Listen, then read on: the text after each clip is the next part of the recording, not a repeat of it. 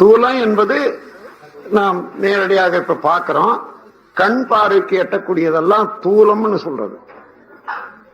பருவுடல், பருப்பொருள் என்று சொல்லலாம் தூலம். ஆனா அந்த தூலத்தை டிஸ்இன்டிகிரேட் பண்றோம்னு வச்சுங்க, அதாவது அதை அணுமயமாக்கிறோம் சொன்னா அதுதான் அதையே சூக்குமோன்னு சொல்லலாம். உதாரணமா, நீர் நல்ல காய்ச்சறோம், ஆவியா போய் மறைஞ்சு போகுது, கண்ணுக்கே பார்க்க முடியாத கூட ஆயிடும். இப்ப அங்க சூக்குமமா மாறி போகுது. அதுபோல எந்த பொருளையும் அதிகமாக கொதிக்க வச்சா சிதற அடிச்சிட்டோம்னா நுண்ணியதாக, ஆனா காற்றுல மிதக்கிற மாதிரி அது சூக்குமம்னு சொல்றது. காற்றுல மிதக்கக்கூடியது தான். அதே போல ரெண்டு வகையில இந்த சூக்குமத்தை பிரிக்கலாம். ஒண்ணு உடலையே, அதாவது அணு அணுவாக மாற்றக்கூடியது சூக்குமம், அது நமக்கு தேவையில்லை. இப்போ உடலுக்குள்ளாக உயிர் இருக்குது பாருங்க, சக்தி, சிதாகாசம், அதைத்தான் சூக்குமம்னு சொல்றோம். இந்த சூக்குமம் தான் இந்த கேரக்டர், மனிதத்தன்மை என்பதை அடக்கமாக வச்சிருக்கிறது சூக்குமம் தான். எந்த பொருளையும் அந்த உயிர் என்று சொல்றோம் பாருங்க, தனியாக சக்தி இயக்கம், அந்த சக்தியில தான் எல்லா பதிவும் இருக்கிறது. எப்படி இந்த கம்ப்யூட்டர்ல என்ன ஃபீட் பண்றாங்களோ அவ்வளவும் அது அப்படியே வாங்கி வச்சு எத்தனை தடவை வேணுமானாலும் அது பிரதிபலிக்கும் இல்லையா? இப்போ ஆத்மீக துறையில விளக்கம் கொடுக்கறதுக்கு இப்ப விஞ்ஞானம் சாதனைகள் ரொம்ப தெளிவா வந்துடுது. அந்த காலத்துல இப்படி பதியறது, இப்படி வெளியாகிறதுன்றதுக்கு ஓமை கொடுக்கறதுக்கு ஒரு பொருள் இல்லை. இப்ப கம்ப்யூட்டர் நல்ல உதாரணம். கம்ப்யூட்டரும் மின்சாரமும் வந்த பிறகு இறைநிலை உணர்த்துவதற்கு ரொம்ப சுலபமாய் போச்சு. ஏனென்றா, நேற்று உங்களுக்கு சொன்னேன், இந்த மின்சாரம் என்றது எலக்ட்ரிசிட்டி. எலக்ட்ரிசிட்டி எங்கிருந்து எப்படி வருதுன்ற போது காந்தம் என்பதனுடைய மாற்று, physical transformation of magnetism is electricity, அது மாற்றம். அப்போ அதுல காந்தமா இருக்கிற போது இரண்டு சக்தி ஊடுருவி இணைந்து இயங்கிக் கொண்டிருக்கிறது. அது ஸ்டாட்டிக் போர்ஸ், டைனமிக் போர்ஸ் ரெண்டுமே. எந்த போர்ஸ் அதிகமா இருக்குதோ அந்த மாதிரி அது செலவழியும். இதுல ஒரு உதாரணம் இப்ப சொல்றேன். பூமி நடுமையத்துல வேகமா பூமி சுத்துது இல்லையா? இதுல சென்டிபீட்டல் போர்ஸ், சென்டிபியூகல் இல்ல, சென்டிபீட்டல் போர்ஸ். சென்டிபீட்டல் போர்ஸ் சொன்னா ஒரு பொருள் சுத்தி கொண்டே இருந்தா லேசான பொருள் எல்லாம் தூர எரியும், வெளியேறிடும். கனத்த பொருள் எல்லாம் நடுமையும் நோக்கி ஓடும். காரணம், கனத்த பொருள்ல இருக்கக்கூடிய அணுக்கள் எல்லாம் தற்றுவச்சு வேகம் குறைஞ்சாதான் கனத்த பொருளாக மாறும். கொஞ்சம் விஞ்ஞான இதுல சிந்தனை உள்ளவர்களுக்கு நல்லா தெரியும். அதாவது எப்படி பொருளோட பொருள் இணைந்து கனமாக மாறுதுன்னு சொன்னா, அந்த சுழற்சி, தச்சுழற்சி இருக்கு பாருங்க, அது குறைய குறைய குறைய நெருங்கி இயங்குது. நெருங்கி இயங்குற போதுதான் உங்களுக்கு கனத்த பொருளாக மாறும். இப்போ யுரேனியம், அது இது அதெல்லாம் தோரியம் இப்படி எல்லாம் சொல்றாங்களே, 200 அணுக்கள் 216 சொல்லுவாங்க. அவ்வளவு சேர்ந்து இயங்குறது என்று சொன்னா அந்த கூட்டுக்கு அந்த தனி அணுவனுடைய இயக்க வேகம் குறைந்தாதாங்க கூடும். அதே போலதான் கெட்டியான பொருள்ல கூட அந்த இயக்க வேகத்தை, தனி அணு வேகத்தை தூண்டி விட்டுட்டீங்கன்னு வச்சுங்க, விரிந்துவிடும். விரிந்துட்டா அந்த அமைப்பே குலைஞ்சு விடும். அதாவது டிஸ்இன்டிகிரேஷன், இன்டிகிரேஷன் என்ற ரெண்டு வகையில கூடுதல் பிரிதல் என்றது இப்படிதான் உண்டாகுது. அப்போ இந்த உயிர் உடலுக்குள்ளாக தனி பார்ட்டிகள், சூக்குமம் என்றது உயிர் சக்தி தான். அது இருக்கிறது, ஆனா கண்ணால காண முடியாதது. புலனால உணர முடியாதது என்றதுனால அது சூக்குமம் சொல்லுவோம். அத தமிழ்ல சூட்சுமம் என்று சொன்னாலும் சூக்குமம் என்றாலும் ஒண்ணுதான். சூட்சமா இருக்குதுன்னு சொன்னா என்ன, ரொம்ப நுணுக்கமா நுண்மையாக இருக்கிறது என்றது அர்த்தம். அப்படி இந்த உடலுக்குள்ளாக 5 பொருள் இருக்கிறத கொஞ்சம் நினைவுபடுத்திக் கொள்ளுங்க. கெட்டி பொருளாக இருப்பது செல்கள் இணைப்பு, அது போலாரிட்டி இணைந்து ஒன்றோடு ஒன்று அடுக்கப்பட்டு ஒரு ஒரு சீலிங், அதாவது ஒழுங்காக அந்த அணு அடுக்கு சீர்மை அமைந்து சுற்றி சுற்றி இந்த மேக்னட்டிசம் வர ஒன்றிலே இருந்து ஒன்று போக அது ஒழுங்காக அணு அடுக்கு சீர்மைக்கு ஏற்றவாறு காந்த சக்தி ஓடிக்கொண்டிருக்கிற போது அதுதான் இந்த உடல், பரு உடல். அதற்கு மேலாக அதை விட இன்னும் லேசாக தண்ணி, ரத்த ஓட்டம் தான், அதை விட லேசானது அது ஓடிக்கொண்டிருக்குது. அதற்கு மேலாக வெப்பம் இந்த உடல்ல பாயக்கூடிய ஜீவகாந்த சக்தி நரம்புகள் வழியாக சென்று அந்தந்த செல்களால அது வெப்பமாக்கப்பட்டு மின்சாரமாக மாற்றப்பட்டு வெப்பம் எப்பொழுதும் 98.6 இருக்கணும். கொஞ்சம் கூட குறைச்சலோ மற்ற சந்தர்ப்பத்துக்கு தகுந்தவாறு இருக்கலாம். இருந்தாலும் அந்த அளவு இருந்தாதான் நம்ம உடல்ல உள்ள ரசாயனங்கள், ரத்தத்தில் உள்ள ரசாயனங்கள் கெடாம இருக்கும். அப்போ அதற்கு ஒரு வெப்பம் வேணுமே. நாம் என்ன நெருப்பை போட்டு எரிக்கிறோம்? இல்ல, அது அந்த ஜீவகாந்த சக்தி தானாக மாறி இவ்வளவு வேலையும் செய்யணும். அப்போ அதுதான் ஜீவகாந்த சக்தியினுடைய இயக்கம் தான், மின் இயக்கம் தான் வெப்பம்.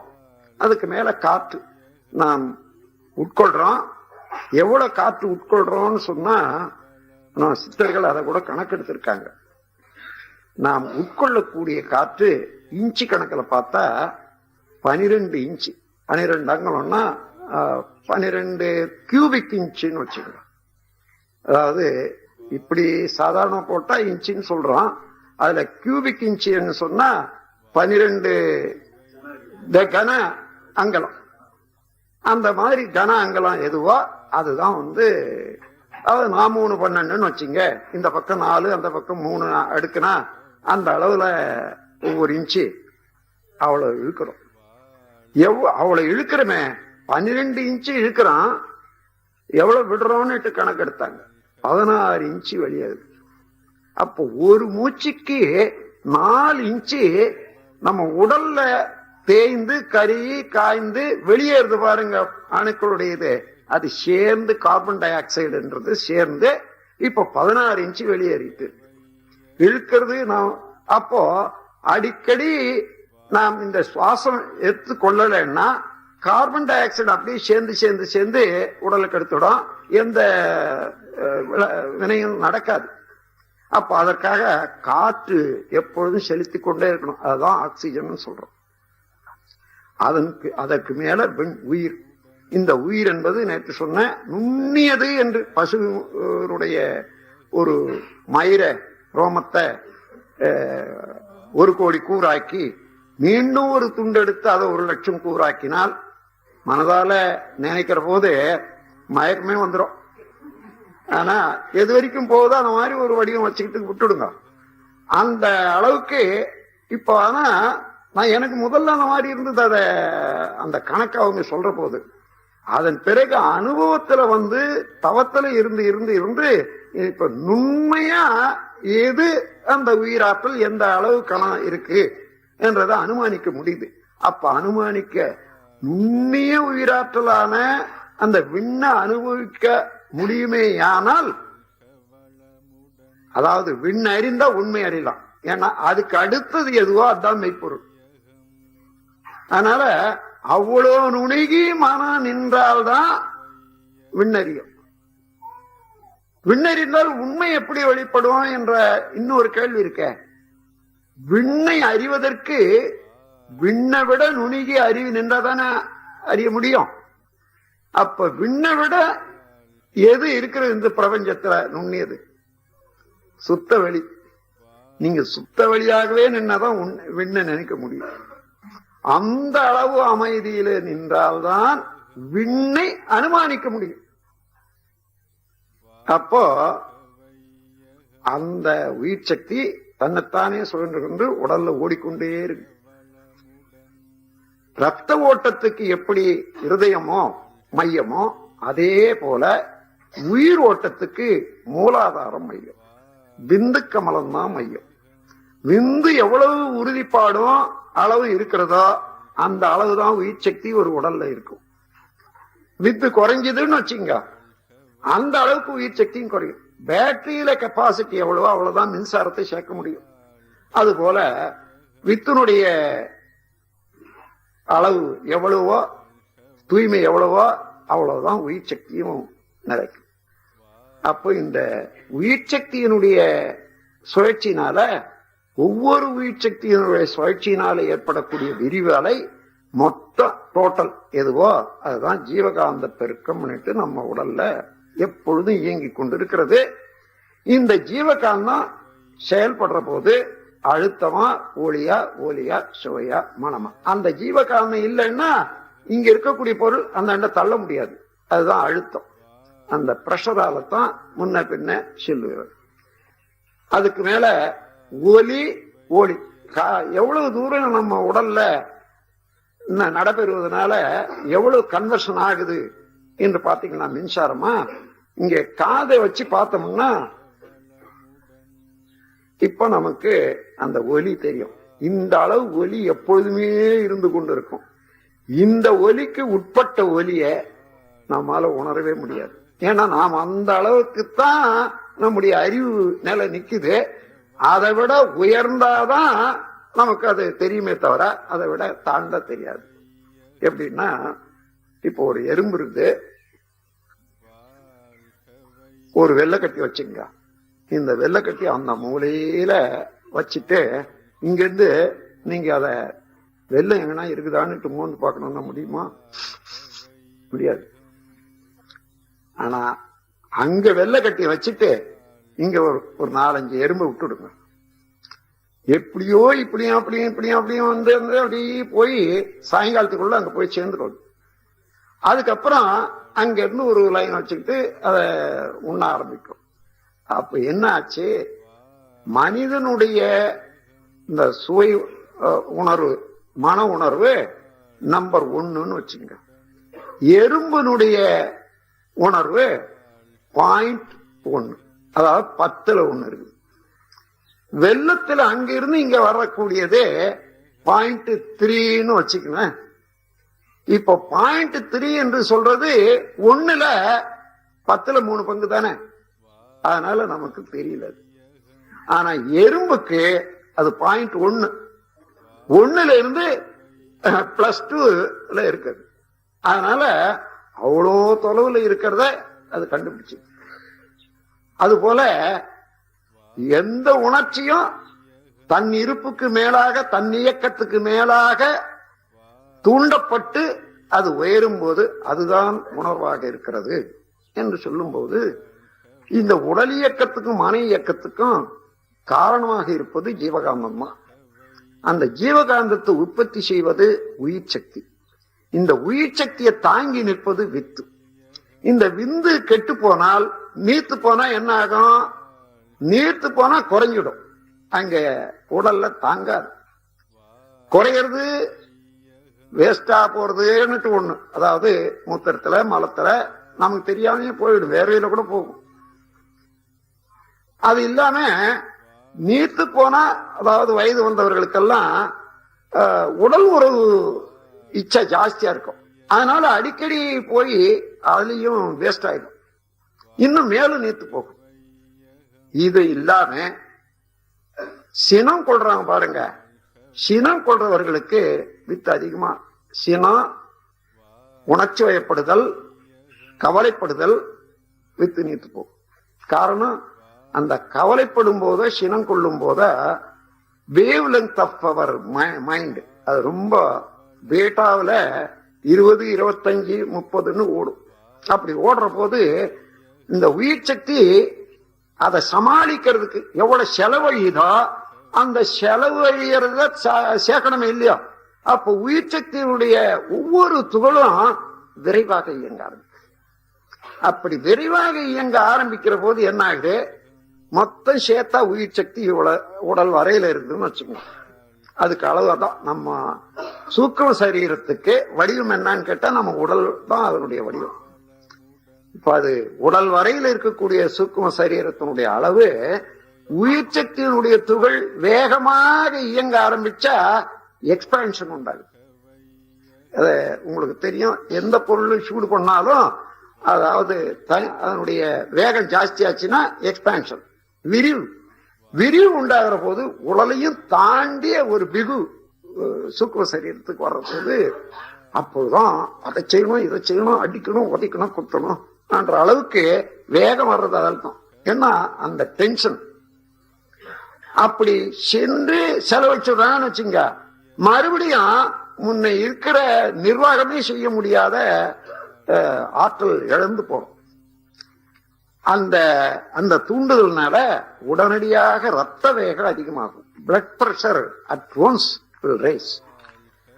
சினம் வந்தாலும் கவலை வந்தாலும் பேராசை என்றாலும், பேராசைன்னா அதாவது ஒத்துக்கொள்ள முடியாத, மனதுக்கும் இயற்கைக்கும் ஒத்துக்கொள்ள முடியாத ஒரு ஆசை, உங்களுக்கு தேவையில்லாத ஒரு ஆசை, சும்மா அது வேலை வச்சிருக்கீங்கன்னு வச்சுங்க, அது தேவையும் இல்லை, அந்த எண்ணத்தை தாங்கிக் கொள்ளவும் சக்தி இல்லை. பொருத்தம் இருக்கணும். ஏதாயாலும் ஒரு ஆசைப்பட்டோம்னா அது இன்ன அளவுக்கு தேவை, இது இவ்வளவு அவசியம் என்றது உணர்ந்து கொள்ளும் போது அந்த கம்பேட்டபிலிட்டி ஒண்ணுக்கு ஒண்ணு ஒத்து வருது. அப்படி இல்லைன்னா வீணாக செலவழியுது நம்முடைய உயிர் சக்தி. அதனாலதான் நம்முடைய பயிற்சி முறையில எண்ணம் ஆராய்தல், ஆசை சீரமைப்பு, சினம் தவிர்த்தல், கவலை ஒழித்தல் இதெல்லாம் கண்டுபிடிச்சு நான் கொண்டு வந்து இருக்கேன். ஏதோ ஒரு தூக்கத்தகைய இந்த 5 தத்துவம் வச்சிருக்காங்கன்னு என்ன வேண்டாம். இந்த 5 தத்துவத்தை நல்ல மாதிரி பயின்ற பிறகுதான் நீங்க பயன்படுத்தும் போது பாத்தீங்கன்னா இதை தவிர வேற ஒன்னும் வழி இல்லை மனித குலம் ஈடேறுவதற்கு என்று ஒவ்வொருவரும் உணர்ந்து கொள்ளணும். ஒவ்வொருவரும் உணர்ந்து கொண்டு அதுக்கப்புறம் பயிற்சி செய்யறதுக்கு முடியாது. அதனால ஏற்கனவே இதெல்லாம் ஒழுங்குபடுத்தி இப்ப உங்களுக்கு கொடுத்திருக்கிறேன். அப்போ இன்னும் ஒரு விந்தை என்னன்னா, நமக்கு ஒரு 10 யூனிட் எப்பொழுதும் நமக்கு சார்ஜ் ஆயுது வருதுன்னு வச்சுங்க. விழித்து கொண்டிருக்கிற போது கை கால ஆட்டம், அதை செய்யறது இதை செய்யறது, நாம் விரும்பி செய்யக்கூடிய காரியங்கள், எண்ணங்கள், இதுக்கெல்லாம் உடல் இயக்கத்தோட சேர்த்து 11 யூனிட் செலவாகுதுன்னு வச்சுங்க. 10 வரவு, விழித்து கொண்டிருக்கும் போது 11. ஏன்னா உடல்ல நடைபெறக்கூடிய இயக்கங்களுக்கெல்லாம் எப்பொழுதும் சதா நடக்கணுமா அது, அதாவது ஜீரணம், அந்த ரத்த ஓட்டம், இவைகளுக்கெல்லாம் நாம செலுத்துறது தானா. அப்ப அது அடிப்படை. அதற்கு மேலாக இருக்கிறது சென்ட்ரல் நர்வஸ் சிஸ்டம், நாம எண்ணி செய்யறது. இப்போ வீழ்ச்சி கொண்டிருக்கிற போது, அப்ப விழித்து கொண்டிருக்கிற போது 11, தூங்குற போது என்னன்னா 8 9ன்னு வச்சு 8 8ம் 11. அப்ப வரவு என்ன 10, நம்ம செலவு என்ன பண்றோம் 11. இப்போ இருப்பு நமக்கு 100 இருந்தாதான் உடலும் மனமும் சரியாக இயங்கக்கூடிய அழுத்தம் சரியா இருக்கும், அந்த ஓட்டம் சரியா இருக்கும், திணிவு சரியா இருக்கும், கன்வர்ஷன் கரெக்டா இருக்கும், எல்லாம் நல்லா இருக்கும். இதுல ஒரு 10 12 மணி நேரம் அல்லது 14 மணி நேரம் நீங்க வச்சிருந்தீங்க. 14 மணி நேரத்துக்கு 30 30 முன்னாங்க 12 42 யூனிட் இறங்கி போதா. அதாவது 10 வருது, அது 10 வருது, 11 செலவழியுது. ஆனா ராத்திரியில நீங்க தூங்குற போது, அதாவது 16 மணி நேரத்துல 16 யூனிட் ஜாஸ்தியா போச்சு, வேஸ்ட். இப்ப குறைஞ்சி போச்சு. அதான் less than minimum critical level. அப்படி வர்ற போது என்ன ஆகுது, அந்த திணிவு குறைவா இருக்குது பாருங்க. தானாகவே இந்த நரம்பு மண்டலத்துல மூளைக்கு போறது, அதாவது அறிவுக்கு செயல்படுவது, விருப்பத்துக்கு செயல்படுவது ஆட்டோமேட்டிக் டிஸ்கனெக்ஷன். அந்த ஆட்டோமேட்டிக் டிஸ்கனெக்ஷன் என்றது அந்த குறைவு வர்ற போது, தானா வர்ற போது நம்ம கையை எடுக்கிறோம்னு நினைக்கிறோம், நடக்கிறோம்னு நினைக்கிறோம், அதுக்கு போதிய ஆற்றல் வர்றது இல்லை. அதனாலதான் நம்ம முடியறது இல்லை, நமக்கு வேலை செய்ய முடியறது இல்லை.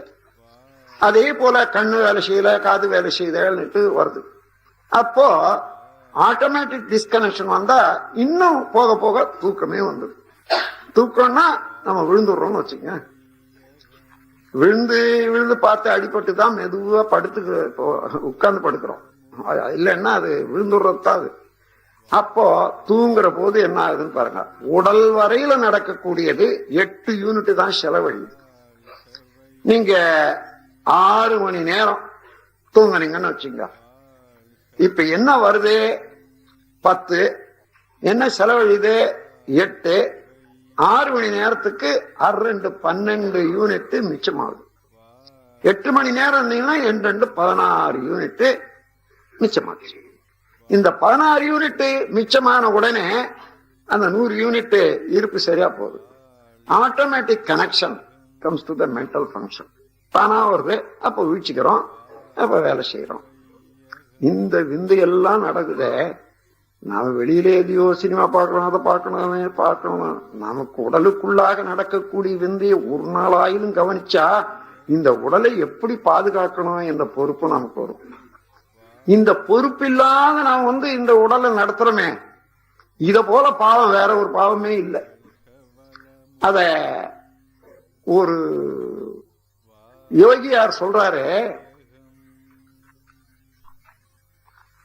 நான் நந்தகோனாரா அவர் பேர், தாந்திமிதிமி நந்தகோனார் தான் அவரு.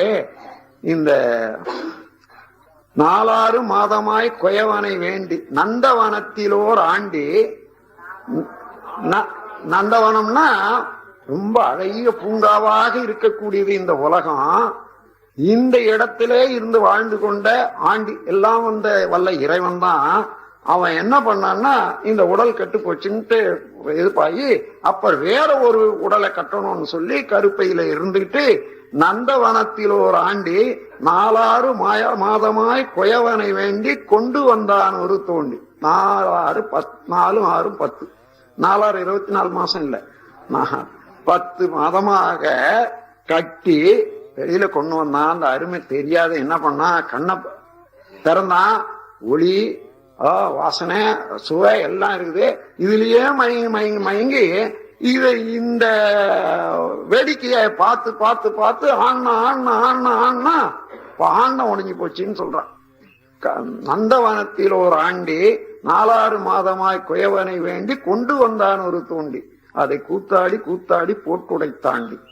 அத அவருக்காக சொன்னார் என்றதில்ல, உலக மக்களை பார்த்து எப்படி தன்பயம் இழந்து உடலை கெடுத்துக் கொள்றாங்கன்றதுக்கு எள்ளி நகையாடுவது ஒரு அறிவுரைக்கு அது ஒரு தத்துவம். அது சித்தர்கள் கையாண்ட முறை. எல்லாம் இப்படியே எள்ளி நகையாடி நகையாடி நமக்கு இதை சொல்லுவாங்க. இன்னொரு புலவர் கூட சொல்றாரு அதே பாணியில, தாவாரம் இல்லை தனக்கொரு வீடு இல்லை தேவாரம் ஏதுக்கடி குதம்பாய். எங்கேயும் போனாரு, தேவாரம் பாடிக்கிட்டு இருக்காங்க, நல்ல பாட்டு தானே. ஐயோ பாவம், நல்ல பிள்ளைகள் எல்லாம் உட்கார்ந்து தேவாரம் பாடுறாங்கன்னு சொல்லாம இல்லையா? இவருடைய நினைவுக்கு மனிதன் பிறந்தது இதுக்கு இல்ல, அவனை உணர்ந்து கொள்றதுக்காக வந்திருக்கான். அதை விட்டுட்டு இன்னும் இந்த பாட்டை பாடிக்கிட்டே பஜனை பாடிக்கிட்டே சுண்டல் சாப்பிட்டுக்கிட்டு இருக்காங்களே என்றத எழுத்தாளி, அதாவது எளிய முறையில சொல்ற மாதிரி, தாவாரம் இல்லை. தாவாரம்னா என்ன தெரியுது உங்களுக்கு? இங்க இருந்து இறக்குனா இல்லை, தாவி பிடிக்கக்கூடிய ஆரம், அதாவது ஒரு கயிறு. அதை கொண்டு முன்னேறுவதற்கு ஒரு குரு இல்லைன்றார். நீ உனக்கு வேண்டிய ஒரு குருவை பெற்றுக்கொள்ளவில்லை, தாவி பிடித்து மேலே ஏறுவதற்கு ஒரு குருவை பெற்றுக்கொள்ளவில்லை. தாவாரம் இல்லை, தாவ ஆரம் இல்லை, தனக்கு ஒரு வீடு இல்லை. நான் எங்க இருந்து வந்தோம் என்பது உணர்ந்து அதை சேர்ந்து கொள்வதற்கும் ஒரு அறிவு இன்னும் பெறவில்லை. தேவனுக்கு ஆரம்பாடி என்ன பிரயோஜனம்னு சொல்லிட்டே போறாரு. இப்படி இருக்கும். அதாவது எள்ளி நகையாடி அதிலேயே நமக்கு அறிவுரை கூறுவது ஒரு சித்த மார்க்கத்துல அது ஒன்று. அந்த முறையில அப்போ இந்த உடலுடைய தன்மையை எடுத்துக்கொண்டோமானால், இந்த உடல் நிலைச்சிருப்பதற்கு என்ன வேணும்னு இப்ப தெரிஞ்சு கொண்டீங்க. ஜீவகாந்தம் தான் வேணும். இந்த ஜீவகாந்தமும் பிரபஞ்ச காந்தத்தோட கலந்து இருக்குது. அதனாலதான் எதை அறியணும்னு சொன்னாலும் அதோட கலக்கிற போது அதை அறிய முடியுது. எந்த பொருளும் ஜீவகாந்தம் இல்லாத காந்தம் இல்லாத இல்லை. அதனால ஒவ்வொரு பொருளோட கலந்த போது அது உணர்தலாக இருக்கு. ஆகையினால இப்ப இந்த ஜீவகாந்தம் தான் இந்த உடலுக்கு நல்லது. அதுதான் உடலை போஷிக்குது, அறிவுக்கு அறிவாக இருக்கிறதுன்னு தெரிந்து கொண்டோமானால் அதை பாதுகாக்கணும். அப்போ ஜீவகாந்தத்தை பாதுகாக்கணும்னா உயிர் சக்தியை பாதுகாக்கணும், அதிகரிக்கணும். உயிர் சக்தி அதிகரிக்கணும்னா விந்து சக்தி நல்லா இருந்தால்தான் உயிர் சக்தி அதிகமாகும். இந்த உண்மையை உணர்ந்த நாடு ஒரே நாடு உலகத்துல இந்தியா ஒண்ணுதான். அதை வச்சுத்தான் கற்பு என்ற நெறிய மனித குலத்துக்கு அளித்த நாடு இந்திய நாடு. மேல நாடுகள் எல்லாம் பரியாசம் செய்வாங்க. ஆனா அதே நேரத்துல இங்க நாலாவட்டத்துல அங்க பார்த்து இங்க நாம கெட்டோன்னுட்டு ஒரு அளவு வந்த போதிலும் கூட இன்னும் இந்த அந்த சிறப்பு நம்ம நாட்டுக்கு தான் இருக்குது. அதை வச்சுதான் அவங்க ஏற்படுத்தினாங்க. ஆகையினால அந்த விந்து சக்தியை ஒழுங்காக பாதுகாத்துக் கொள்றதுக்கு சினம் இல்லாம, கவலை இல்லாத, இன்னும் பேராசை இல்லாம அமைதியாக மனதை வைத்துக் கொண்டு இருப்பதற்கு பயிற்சி வேணும். அந்த பயிற்சி தான் இப்ப நாம் செய்யற குண்டலினி யோக பயிற்சியின் மூலமாக இதெல்லாம் கிட்டும். அதுக்கு முன்ன தெரிந்தோ தெரியாதோ நம்ம ஓடவிட்ட மனதுல இருக்கக்கூடிய குற்றங்கள் எல்லாம் களையறதுக்கு அகத்தாய்வு என்றது வச்சு ஒன்னா நாம் செய்துட்டு போக போக போக தானாக அமைதி நிலைக்கு வந்துவிடும். அப்போ இந்த ஜீவகாந்தத்துவம் சரியாக வைத்துக் கொள்ளணும்னு சொன்னா உணர்ச்சி வயப்பட்ட செயல்கள், புலன்களுடைய இயக்கங்கள் ஒரு அளவோட முறையோட இருக்கணும். அதிகமாக புலன்களை இயக்கணும்னு வச்சுங்க, இருக்கிறதெல்லாம் செலவு பண்ணிடுறோம், இன்பம்னுட்டு அப்போ வறட்சி ஏற்படுது. வறட்சி ஏற்பட்டா அதனுடைய விளைவு துன்பம், நோய், மரணம். ஆன முதலில் அதிகம் செலவானால் மானம் அழிந்து மதிகட்டு போன திசை எல்லாருக்கும் பொல்லனாய் எழுபிறப்பும் தீயனாய் நல்லாருக்கும் பொல்லனாம் நாடு. ஜீவகாந்தம் ஜீவகாந்தம் விந்து ரெண்டும் கெட்ட இந்த உடல் இயக்கத்துல இப்ப ஜீவகாந்தத்தை விட்டுட்டு உயிரையும் மறந்துட்டு அந்த உயிர் சக்திக்கு ஆதாரமாக இருக்கக்கூடிய வித்துவையும் மறந்துட்டா இந்த உலகத்துல உடல் தத்துவமோ அல்லது உலக தத்துவமோ எப்படி எந்த விஞ்ஞானி முழுமை செய்ய முடியும்னு பாருங்க. இந்த தத்துவத்துல தோய்ந்த தெளிந்த ஞானிகள் தான் இந்திய நாட்டில் பிறந்து வளர்ந்து வாழ்ந்து நமக்கு வழிகாட்டி இருக்காங்க. பின்னால வந்தவங்க எத்தனையோ நூல்கள் அழிஞ்சு போச்சு. இன்னும் ஒரு சிலது பரம்பரையா கர்ண பரம்பரைன்னு சொல்லுவாங்க, ஒருத்தருக்கு ஒருத்தர் சொல்லி சொல்லி வந்தது உண்டு. வழியில அவனுடைய ஆசைக்கு தகுந்தவாறு அல்லது அறியாமைக்கு தகுந்தவாறு எழுத்த விட்டுறது, எழுத்தை சேர்க்கறது, அல்லது வேணும்னே சேர்க்கறது, வேணும்னே கழிக்கிறதுன்னுட்டு அப்படி எத்தனையோ நூல்களுடைய மதிப்பும் கெட்டு போயிருக்குது. அப்படி இருக்கிற போது நமக்கு இன்னைக்கு கிடைச்சிருக்கக்கூடிய நூலை எடுத்து பார்த்தாலும் கூட பெரிய பெரிய பொக்கிஷங்கள் எல்லாம், இயற்கையினுடைய ரகசியங்கள் எல்லாம் அடங்கிய நூல்கள் நம்மிடம் இருக்கின்றன. ஆனால் அதை ஒத்து பார்க்கறதுக்கு கொஞ்சம் மேல உயர்ந்து தன்னில உணர்ந்தவர்கள் மூலமாக ஒத்து பார்த்து அது நல்லது கெட்ட தெரிஞ்சு எங்க தவறு இருக்குது எங்க அது திருத்திக் கொள்ளலாம். அது ஒன்றும் கஷ்டம் இல்லை. ஆகவே இப்ப இந்த உடல் நலம் வேணுமானால் ஜீவகாந்த சக்தி சரியாக வச்சுக்கணும். இப்போ பகல்ல நான் வேலை செய்யற போது ஒவ்வொரு மணி நேரத்துக்கும் 2 யூனிட் டிஸ்சார்ஜ்ல போகுதுன்னு வச்சுங்க. சரி, அதுக்கு பதில் தூங்கிட்டா 8 மணி நேரம் 7 மணி நேரம் 6 மணி நேரம் தூங்கிட்டா சார்ஜில் வந்துடுது, சரியா வந்துடுது. ஆனா 2 சினிமா 3 சினிமா பார்த்தா என்ன ஆகும்? அதான் அதே போல இந்த உடல் நல்லா இருக்கிற போது அதை எவ்வளவு கெடுக்கணுமோ கெடுத்துட்டு அது கெட்ட பிறகு மறுபடியும் அதை திருத்த முடியாத நிலையில தான் நாம் வருந்துறோம். இந்த உலகம் முழுவதிலும் விஞ்ஞான துறையிலையும் பொருளாதார துறையிலும் மேல் வந்த நாடுகள் எல்லாம் கூட யாருமே உடலை நல்லா வச்சுக்கிறாங்கன்னு நான் சொல்லவே முடியாது. அங்க எல்லாம் எவ்வளவுக்கு எவ்வளவு பணம் இருக்குதோ அவ்வளவுக்கு அவ்வளவு அந்த 30-35 வயசுக்கு மேல அவங்க படுற துன்பம் கொஞ்சம் நஞ்சம் இல்லை. உறுப்பு 2 உறுப்பு காணாத போயிடும், 1 உறுப்பு காணாத போயிடும். அந்த மாதிரி அதை எடுத்துட்டு ஏதோ ஒரு அளவு வச்சுட்டு இருப்பான். கிட்னி எடுத்துடுவான், அல்லது நீர் பையை எடுத்துட்டு அதுக்கு ஒரு சொரை போட்டு எங்க வெளியில வச்சுக்குவான். இதெல்லாம் நாம எங்கேயும் பார்க்கலாம். இது என்ன வாழ்க்கை? ஆனா ஆகையினால இப்ப இந்த உடலை நல்லா வச்சுக்கணும்னு சொன்னா, அதுவும் இளைஞர்களாண்ட இந்த இந்திய நாட்டு எதிர்காலத்துல பள்ளி படிப்பு கல்வி, இந்த உடல்நல கல்வியை சரியா கொடுக்கணும், அதோட வாழ்க்கை கல்வியை சரியா கொடுக்கணும். இந்த இரண்டுக்குமே ஒத்த ஒரு உயர்ந்த கல்வி எதுன்னா வித்துனுடைய உயர்வு, அதுல இருந்து உயிர் சக்தியினுடைய பெருக்கம், ஜீவகாந்த பெருக்கம், அது பண்படும் விதம், பயன்படும் விதம், அதை கட்டி காக்கும் முறை, இந்த கலை உலகத்துல வளரும். இதைத்தான் இப்ப நான் முக்கியமாக எடுத்துக்கொண்டிருக்கிறது. எந்த இடத்துல எதுவாக இருந்தாலும் இந்த முக்கியமான கல்வி உலகத்துல பரவணும். இப்ப நீங்கள் எல்லாம் இன்னைக்கு ஒரு 425 பேர் இருக்கீங்கன்னு சொன்னா, இதுக்கு முன்னமே ஒரு 425 பேர் தயாராக இருக்காங்க. இத்தனை பேரும் நல்ல முறையில இந்த கல்வியை தெரிந்து கொண்டு ஒருவருக்கொருவர் எனக்கு பின்னால ஒவ்வொருவரும் 10 பேருக்கு இத தெளிவுபடுத்துறது இன்னும் வந்தா என்ன ஆகும்? அதோட அது தனித்தனியா செய்தே உலகத்துக்கு போறாது. இது விஞ்ஞான உலகத்துக்கு பள்ளிக்கூடங்கள்ல பாடத்திட்டமாக வரும். இது என்ன கஷ்டம்? வாழ்க்கைக்கு ஏற்ற கல்வி இல்லாத வாழ்வு எப்படி? வாழ தெரிந்து கொண்டு வாழணும். அந்த வாழ தெரிந்து கொள்வதற்கு இது எவ்வளவு முக்கியமான கல்வி. இந்த கல்வி நமக்கு கிடைக்க செய்யணும் நம்முடைய குழந்தைகளுக்கு. அதற்கு வேண்டிய ஏற்பாடுகளை தான் இப்ப நாம் செய்து வரோம். இந்த ஆண்டு முடிஞ்சு போனா 88வது ஆண்டுல இத கல்லூரியாக மாற்ற போறோம். அதற்கு வேண்டிய ஒரு அனுமதியெல்லாம் நாம பெற்றாய் போச்சு.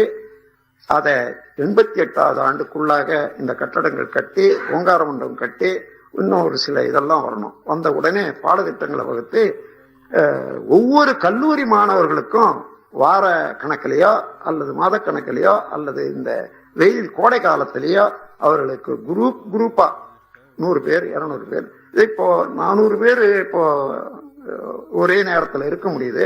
அது மாதிரி 200 பேர் 300 பேர் ஒவ்வொரு கல்வி சாலையிலையும் இருந்து தங்கி அவர்கள் படிப்பதற்கு ஏற்றவாறு. அப்ப என்ன வேணும்? இப்பவே சில மாணவர்கள் இங்க வர்றதுக்கு திருட்டுத்தனமா வர்றாங்க. ஏன்னா எங்க அப்பா திட்டுவாங்க.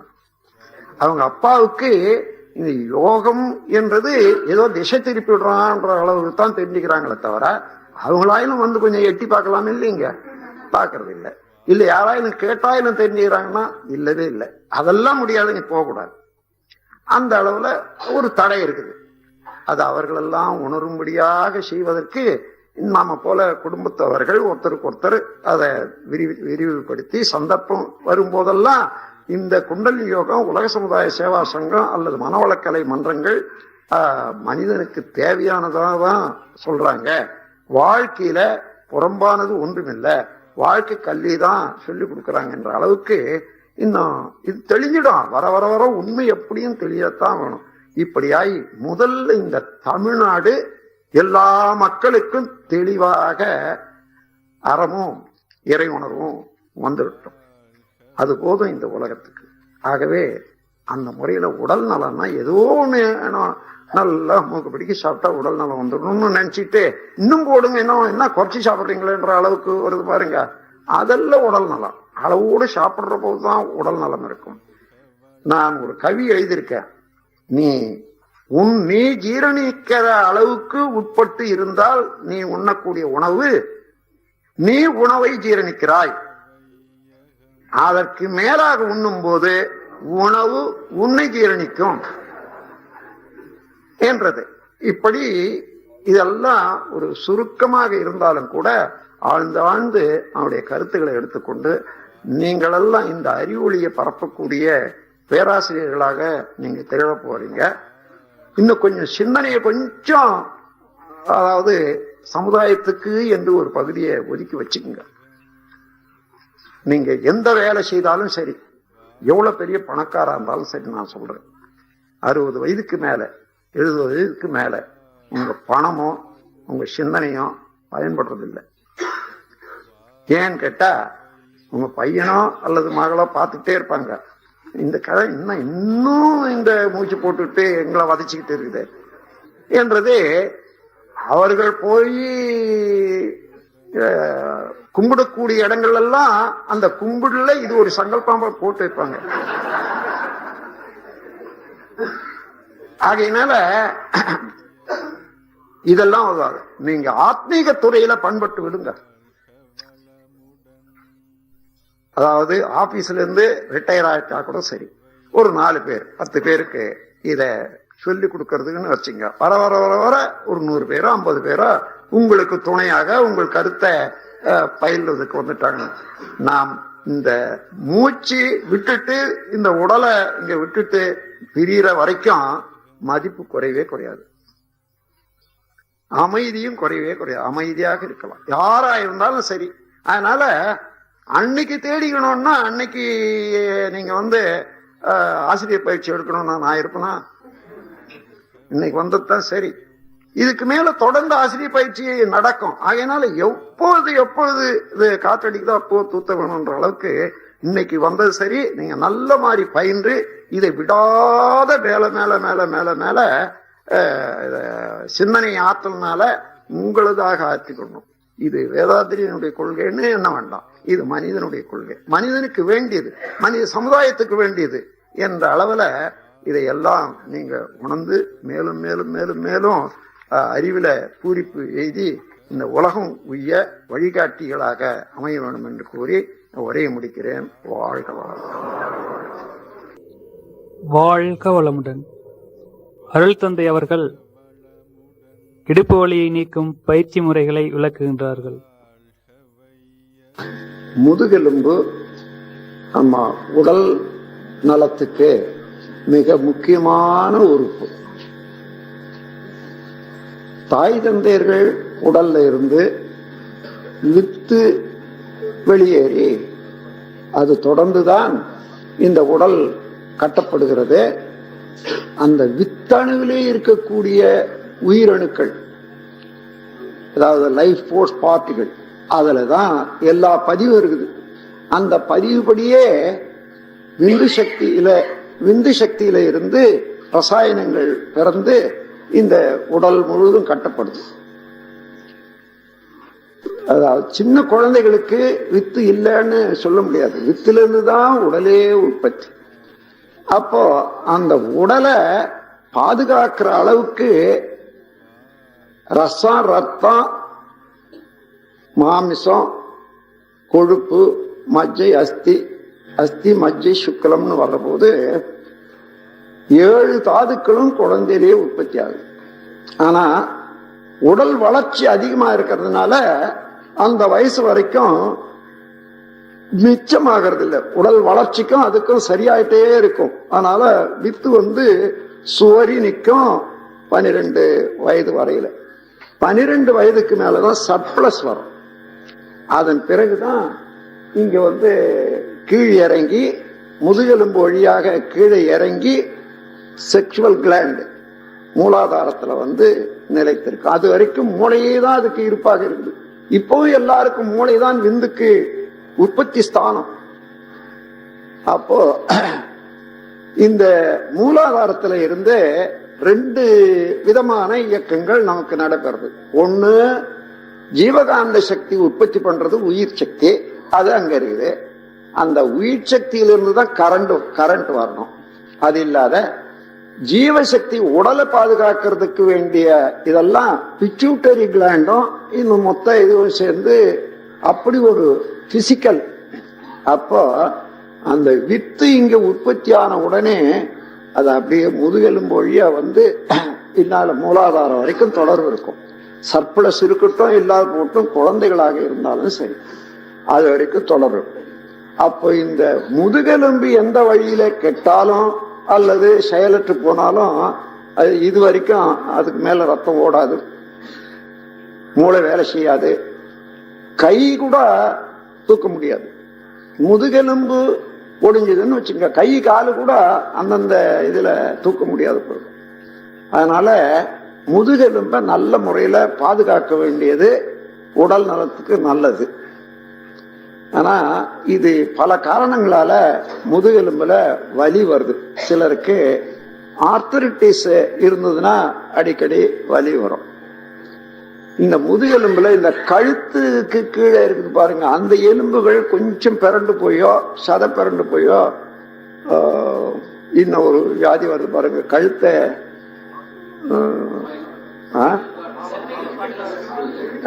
ஸ்பாண்டிலைட்டிஸ் சொல்லுவாங்க. அது இப்போ அதிகமா இருக்குது. ஸ்பாண்டிலைட்டிஸ் எங்க பார்த்தாலும் அதிகமா இருக்குது. நான் அப்புறம் அதுக்கெல்லாம் ஆராய்ச்சி பண்ணி இது எங்கதான் அதிகமா வருது, ஏன் வருதுன்னு பார்த்தேன். இந்த யோகாசன நிலையங்கள்ல ஆலாசனம்னு ஒண்ணு கத்து கொடுப்பாங்க. போட்டு இது வர்றபோது இவ்வளவு பாரமும் அங்க அழுத்தமும் ஒடுக்கமும் எங்க வருது பாருங்க. இதுதான் பெரும்பாலும் இந்த டிஃபெக்டுக்கு காரணமாகுது. எந்தெந்த இடத்துல அந்த யோகாசன நிலையங்களை வச்சு பழகுறாங்களோ அது அப்பவே தெரியணும்ன்றது கூட இல்லை. அந்த இடத்துல நொந்து போய் கொஞ்சம் வயசு ஆன பிறகு 30, 35, 40 வரும்போது கட்டாயம் வந்துடும். அதனால ஆலாசனம் என்றதே நமக்கு தேவையில்லாத ஆசனம்.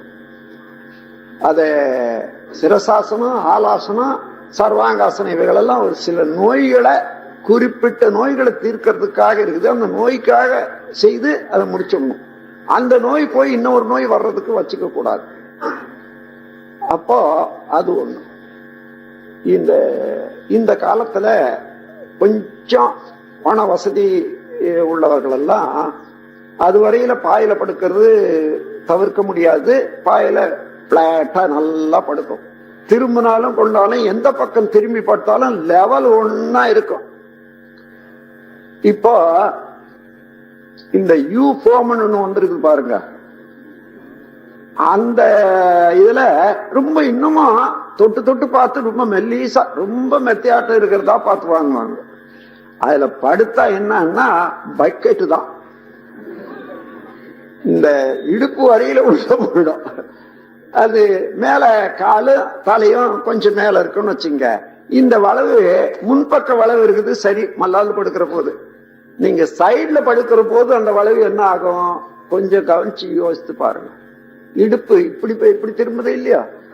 சரி, இது போக குடும்பத்துல உள்ளவர்கள் உடலுறவு கொள்ற காலத்துல அந்த உடம்பு ஆண்களுக்கு எப்படி வருதுன்னு நீங்க பாத்தீங்கன்னா, இப்படி வரும்போது அந்த இடுப்பு கடைசி எலும்பு இருப்பாங்க, அங்கதான் முறிவு ஏற்படும். முறிவுன்றது தேய்வு. அந்த தேய்வை சரி கட்ட முடியாத வித்தினுடைய செலவு ஜாஸ்தி ஆகிறதுனால அது அப்படியே நின்று நின்று நின்று நின்று தவிர்க்க முடியாத தீர்க்க முடியாத வியாதி ஆகும். நீங்க டாக்டர் போனா ஆபரேஷன் பண்ணணும்னு சொல்லுவாங்க. எல்லா ஆபரேஷனும் நிஜமான ஆபரேஷன் நினைக்காதீங்க. டாக்டர்ஸுக்கு இருந்தா கூட வருத்தப்பட மாட்டாங்க. ஏன்னா அவங்களுக்கு தெரியும் நான் சொல்றது. அதாவது பரீட்சைக்கு ஆள் வேணுமே, யார் வருவாங்க வெட்டி பார்க்கறதுக்கு? அதற்காகவே வேண்டி சிலரை அந்த இது ஆபரேஷன் பண்ணிதான் ஆகணும்னு. அப்புறம் பேத்து எடுப்பாங்க. ஒரு தடவை முதுகெலும்பு ஆபரேஷன் பண்ணிட்டா ஆயுள் பரியந்தம் அவங்க சரியான முறையில எந்த வேலையும் செய்ய முடியாது. முதுகெலும்புக்கு மாத்திரம், மற்ற உறுப்புகள் வேற, பிளேட்டு கூட போட்டு இருக்கலாம். அதனால அந்த மாதிரி ஆபரேஷனுக்கு ஒரு தரம் போட்டாங்கன்னா மறுபடியும் மறுபடியும் அது தொந்தரவு பண்ணிட்டு தான் இருக்கும். அது கடைசி வரைக்கும் இன்வேலிட் தான். அதுக்கு பொதுவாக அந்த மாதிரி நோய் வராது இருக்கிறதுக்கு கூடுமான வரையில கிளைமேட் சரியா இருக்கக்கூடியவங்க, தரையும் நல்ல தரையா, தரையா இல்லைன்னு வச்சுங்க, நல்ல சமக்காலமோ அல்லது ஒரு உள்ளன் இதோ போட்டுட்டு பிளாங்கெட்டோ போட்டுட்டு சாதாரண பிளாட்டா படுத்து தூங்குறது என்றதுதான் ரொம்ப நல்லது. முதுகு வலி வராத இருக்கும். வந்துட்டவங்களாயிலும் அதுக்கு மேல இந்த டபுள் ஸ்பிரிங் காட்டோ யூஃபோம் காட்டோ தவிர்க்க வேண்டியது அவசியம். நான் எடுத்தபடியா சொல்லுவேன், அங்க போய் பார்த்த உடனே இது ஆர்த்ரைட்டிஸா அல்லது இது இந்த வளைவுனால வந்துதான். வளைவுனால இருந்தா நானே சொல்றது இது யூஃபோம் டிசீஸ். அதே எல்லாரும் நம்ம உடலை நாம பாதுகாக்கணும்னா சௌகரியம் வேண்டியதுதான். நல்ல பிளாட்டாவே, அதாவது உங்களுக்கு கட்டில் இருக்குது, கட்டிலேயே நல்ல பலகை நல்ல பிளேனா போட்டு அது மேல ஒரு மெல்லிய துணியை வச்சு போட்டுட்டு தூங்கலாமே, நல்லா இருக்கும்.